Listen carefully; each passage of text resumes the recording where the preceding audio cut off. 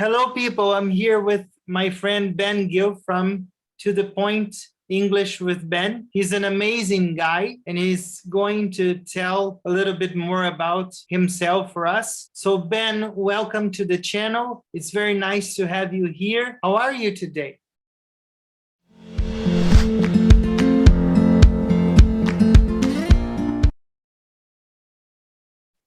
I'm very well, thanks, Rod. Thank you for having me. It's a pleasure to be here. Nice. And could you tell us a little bit about your background? Why did you start your YouTube channel? This kind of stuff? Yeah, sure. Well, I've been teaching English for a long time now in Spain. I live in Madrid in Spain, and I've been teaching English for almost 19 years now. So I have a lot of experience.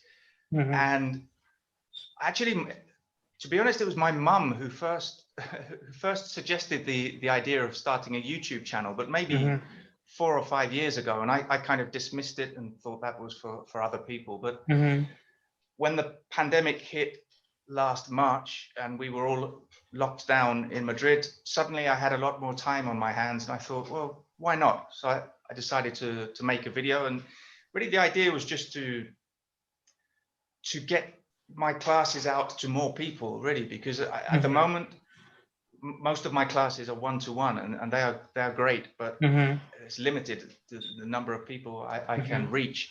So I thought the videos I made at that time could help my students at the time, and also whoever discovered my videos. So that was just over a year ago I started that channel. You know. Awesome. What motivates you to keep teaching English? Why do you like the journey? I think seeing the progress in the students, which it's motivating to see the progress, to see the improvement, which often the students don't see themselves, because it's as you know, I'm sure it's a very slow process.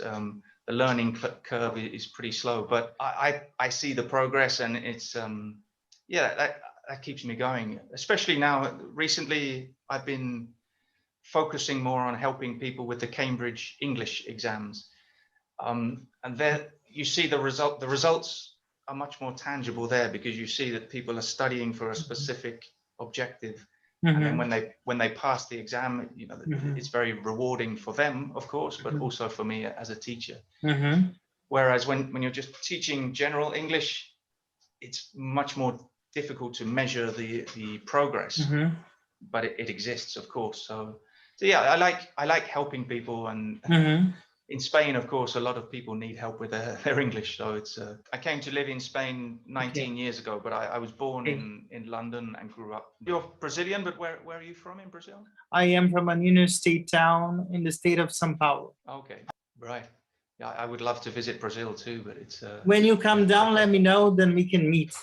Yeah, you know, exactly. so yeah, hopefully soon. Yeah, that's well, I got my first shot on Friday, and I'm really happy. Fantastic. Congratulations. That's great news. Yeah. Thank you, because as a disabled person, I had so many risks. In my country, it's a war to get the vaccines. It's moving more quickly in Spain now, but I haven't been vaccinated yet, but hopefully soon. Yeah. What made you move to Spain, leaving London behind? Well, I had been working in a language school for 3 years. I was a long time ago, when I was much younger, made lots of friends in that language school, and I traveled a little bit while I was there, visiting friends in different countries. But I really wanted to, it gave me the taste for other cultures, just making friends with people from Japan, France, Spain, Argentina, some Brazilian friends, Mexico, all these different amazing countries and cultures. And I really wanted to spend some time living in another country. And obviously Spain is not so different from England, but it is a different culture. And so the original plan, well, there was no plan really. I just came with a friend, thought maybe for 6 months, maybe a year, no plan really. And then 19 years later, I'm still here. So I didn't really, I haven't gone back. Considering teaching, what's your favorite topic to teach? I've always been very clear that it depends on the student. It always depends on the student, because each student has a different way of learning, different needs and different demands. But the classes should be as practical as possible. There should be lots of natural conversation, obviously with corrections. And when I notice, when I identify a problem that needs more work, then we stop and look at that, maybe spend a class looking at a grammar area. But the focus is conversation and practice. Yeah, I think it's important to have a variety of subjects to talk about, not always talk about the weather or football. It has to be, you have to force different, and maybe reading some articles or watching a video just to emulate different conversation. But real English as much as possible. I agree. To be exposed, I don't know if you agree with me, not being afraid of making mistakes. Exactly, yeah. Mistakes are essential. You have to make mistakes to learn. You can't learn if you don't make mistakes. And that's a big problem with a lot of my students. And that's a big challenge for me, is to overcome that fear that my students have. Well, your English is fantastic. You have a Thank very you high so level. much. Thank you so much. But yeah, everybody, I mean, I've been living in Spain for almost 19 years, and I make a lot of mistakes when I speak Spanish. And if you get hung up on your mistakes, then you don't speak. And what is something that you brought from London to Spain? And what is something that you took from Spain to London? Yeah, I didn't explain before, because I was born in London, but I lived I grew up basically in a village near Cambridge. My family are from London, but I grew up nearer to Cambridge, which is southeast of England anyway. But what did I bring? Probably my taste in music is the strongest thing. The thing that really is, it's very cultural, because nowadays you can find almost anything in any country.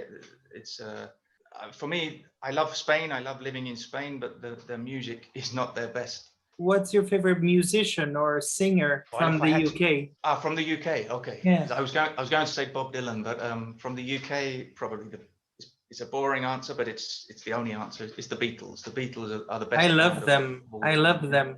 And you love Bob Dylan as well. Yeah, for me, he's probably the best songwriter of all awesome. time. He's awesome. And the Beatles. Let me tell you something. I went to school to learn English when I was 8 years old, because I saw Madonna on TV. I was 7 years old. Right. And she was cavorting around the stage. Great word, cavorting. Yeah. And I said, I want to go to school to learn English, to see what this lady's talking about. And then the next day I asked my father to sign me up to a school, and then he did. And then I never stopped. Wow. That's interesting. Yeah, the motivation can come from anywhere. People can say, but you can't learn so many things with Madonna, because Madonna is not a role model. But I think that something that Madonna taught me was to be persistent and to run after your dreams, or go after them no matter what. I tried to shadow her pronunciation. When I started learning English, there was no Google, no anything. Yeah, but I think that sometimes that effort that you had to make to learn helps you to remember it. I think now everything is a little bit too easy. You don't need to make an effort for anything. So I think that experience you helps you cement the lyrics in your mind. Can you tell my audience, why should they learn English? It's essential now. English is I don't want to say you can't live without English. Maybe that's a little bit of an exaggeration, but well, apart from the obvious things like to get a job and to give to open your opportunities. Also for me, because I feel this with my Spanish, and it's much bigger and more important with English, is that you open the world up to you, to the news, culture, to have more inputs. For me, it's great for me to be able to understand Spanish news, Mexican, Colombian, Argentinian. I think you're limiting yourself, and just by learning one language, which is English, you can you open yourself to so much culture, but not just the English-speaking countries. Everybody speaks English now, or everybody is learning English now. So have the ability to communicate to somebody in China, somebody in Saudi Arabia, somebody in France, Brazil, Mexico. To finish, now we're going to play the rapid round game. Are you ready, Ben? I think so, yeah. All right. Yeah, I'll see how I go. Yeah. So, what's the most beautiful word in English for you? Melancholy. My family is. Wonderful. British English or American English?